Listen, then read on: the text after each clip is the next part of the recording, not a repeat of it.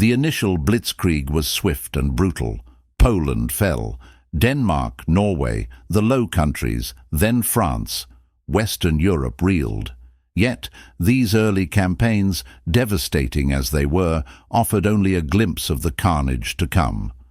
The true scale of death would unfurl on a different stage, a vast and unforgiving expanse where ideology met ultimate brutality, the Eastern Front.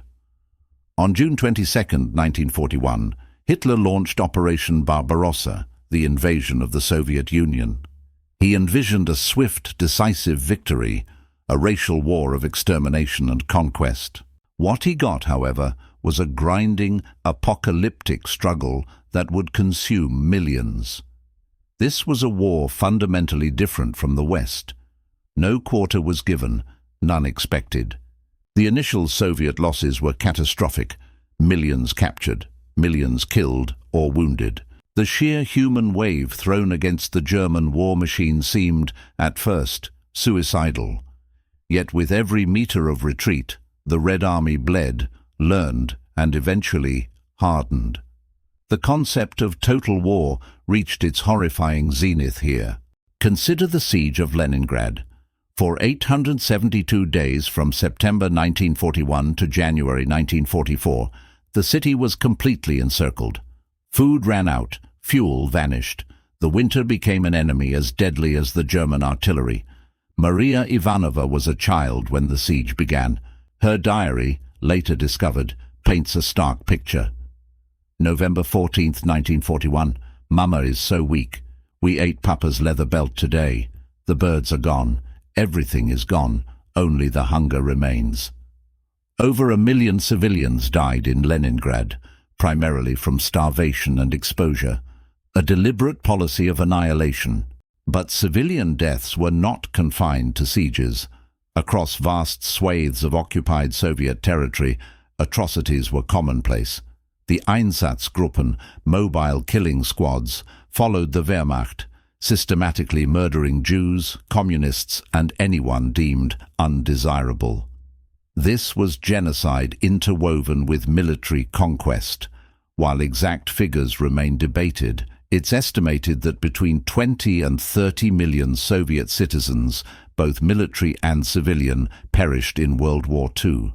This single nation bore the brunt of more deaths than all other Allied nations combined. It was a demographic wound that would take generations to heal.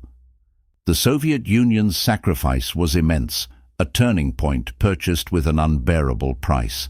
September 8, 1941. The final rail link to Leningrad is severed. A steel ring closes around the city of 3 million souls. The order from Berlin is unequivocal. The Führer has decided to have St. Petersburg wiped from the face of the earth. For the men, women and children trapped inside, the world has just ended. They just don't know it yet. What began as a lightning war in the West is about to descend into a darkness humanity has seldom witnessed. A new, terrifying chapter is being written, not with ink, but with blood and ice. The initial blitzkrieg was swift, a brutal demonstration of German military might. Poland fell in weeks, then Denmark, Norway, the Low Countries, and finally, the unthinkable, France. Western Europe reeled, stunned by the velocity and violence of the assault. Yet these early campaigns, as devastating as they were, offered only a glimpse of the carnage to come. The true, soul-crushing scale of death would unfurl on a different stage, a vast and unforgiving expanse where ideology met ultimate brutality. This was the Eastern Front. On June 22, 1941, over 3 million German soldiers surged across the Soviet border. Operation Barbarossa was unleashed.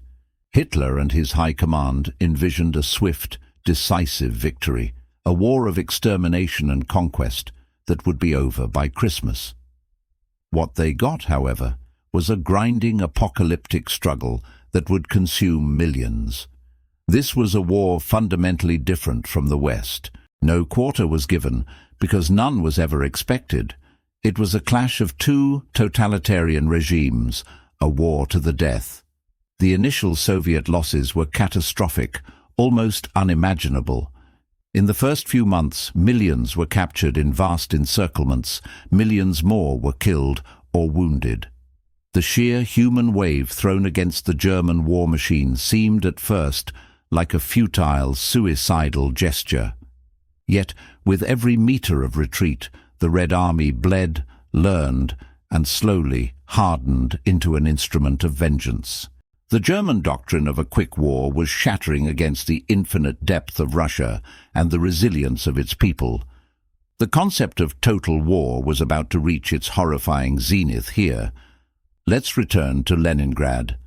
For 872 days, from that September in 1941 to January 1944, the city was completely encircled.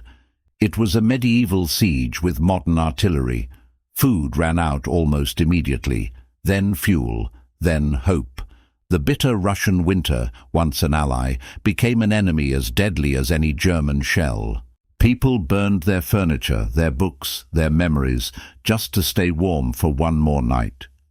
Starvation became the new normal. Maria Ivanova was just a child when the siege began. Her diary, a small, fragile testament discovered years later, paints a picture too stark for words. November 14th, 1941. Mama is so weak. We ate Papa's leather belt today. The birds are gone. Everything is gone. Only the hunger remains. This was not a side effect of the war. It was the strategy. Over 1 million civilians died in Leningrad, primarily from starvation and exposure. It was a deliberate, calculated policy of annihilation. But the horror was not confined to the besieged cities. Across the vast swathes of occupied Soviet territory, atrocities were the daily routine. The Einsatzgruppen, mobile killing squads made up of SS and police personnel, followed close behind the regular army. Their mission was not military, it was genocidal. They systematically murdered Jews, communists, intellectuals, and anyone deemed undesirable by the Reich. In ravines like Babi Yar near Kiev, tens of thousands were shot in a matter of days. This was genocide, interwoven with military conquest on an industrial scale. While these mobile units carried out their grisly work, millions of Soviet prisoners of war faced a different but equally grim fate. Held in open-air camps with little to no food or shelter, they died in droves from starvation, disease, and exposure. Out of more than 5 million Soviet soldiers captured by the Germans, over 3 million would never return home. Their deaths were not an accident of war, but a direct result of policy that viewed them as subhuman. This systematic neglect stands as one of the greatest war crimes of the 20th century. Meanwhile, on the battlefield itself, the nature of combat was descending into unprecedented savagery. The Battle of Stalingrad became the symbolic heart of this brutal struggle. It wasn't a battle of grand maneuvers, but a desperate, room-by-room, sewer-by-sewer fight to the death. Life expectancy for a new soldier on the front line was measured in hours. General Chuikov, the Soviet commander, famously said, "There is no land beyond the Volga." It was a line drawn in the sand, a point of no return for the entire war. The German Sixth Army, once the pride of the Wehrmacht, was bled white and ultimately consumed by the ruins of the city it had destroyed. The turning point at Stalingrad, followed by the colossal tank battle at Kursk, shifted the momentum of the war. Now it was the Red Army advancing west. But victory came at a staggering cost. The Soviet strategy, born of desperation and necessity, often involved human wave attacks and a seeming disregard for their own casualties. Cities and towns were liberated, but only after being reduced to rubble, their populations decimated. For every meter of ground regained, thousands more lives were lost. The path to Berlin was paved with Soviet bodies. As the Red Army pushed the Germans back, the full extent of the occupation's horror was revealed. They liberated death camps like Auschwitz and Majdanek, places whose names would become synonymous with absolute evil. They uncovered mass graves in every town and village. For the Soviet soldiers, this was no longer just a war for national survival.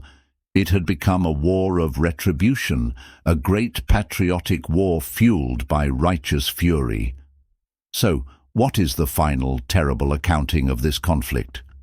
While exact figures will forever remain debated, it's estimated that between 20 and 30 million Soviet citizens, both military and civilian, perished in World War II. Think about that number. It means this single nation bore the brunt of more deaths than all other Allied nations combined. It was a demographic wound so deep it would take generations to heal, a scar on the soul of a nation. From the first shell that fell on Leningrad to the final desperate battle in the streets of Berlin, the Eastern Front was the epicenter of the Second World War. It was here that the Nazi war machine was broken. It was here that the greatest number of soldiers fought and died. The sacrifice of the Soviet Union was immense, a turning point in history purchased with an almost unbearable price. It's a sobering reminder that victory is not always glorious, and that the cost of fighting tyranny can sometimes be as devastating as the tyranny itself. Thank you for watching. If this story moved you, please consider liking this video and subscribing for more deep dives into the moments that shaped our world. Your support helps us continue to tell these important stories.